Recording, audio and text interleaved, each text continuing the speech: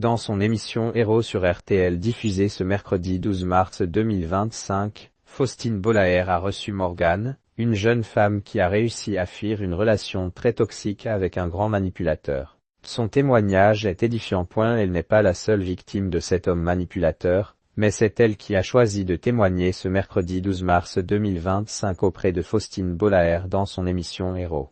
Morgane Valette, qui a livré son histoire dans Il disait qu'il m'aimait, sorti ce 5 mars 2025 aux éditions Sainty, a ému son interlocutrice, pourtant habituée aux témoignages parfois compliqués dans son émission de radio, mais aussi dans Ça commence aujourd'hui, qu'elle présente tous les jours sur France 2.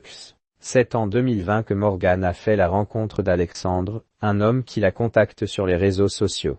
Très vite, leur histoire a décollé.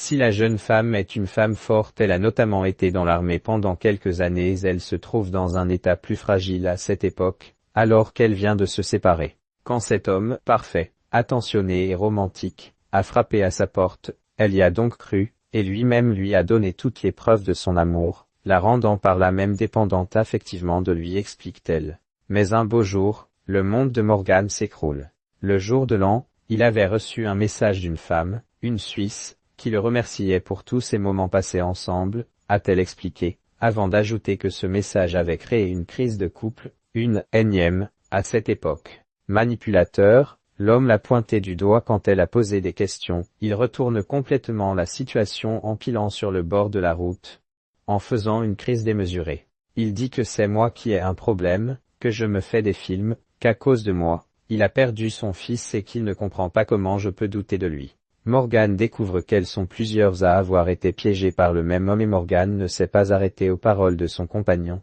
qu'elle avait même épousé. Après la crise, elle a fini par contacter la femme en question en lui expliquant avoir besoin de réponses. On s'est eu au téléphone pendant au moins 1 heure et elle m'a expliqué qu'en fait, ça faisait 3 ans qu'elle était en relation avec lui et qu'elle le fréquentait, a expliqué l'auditrice à Faustine Bollaert. Quand l'homme évoquait des séminaires de travail, il allait la voir.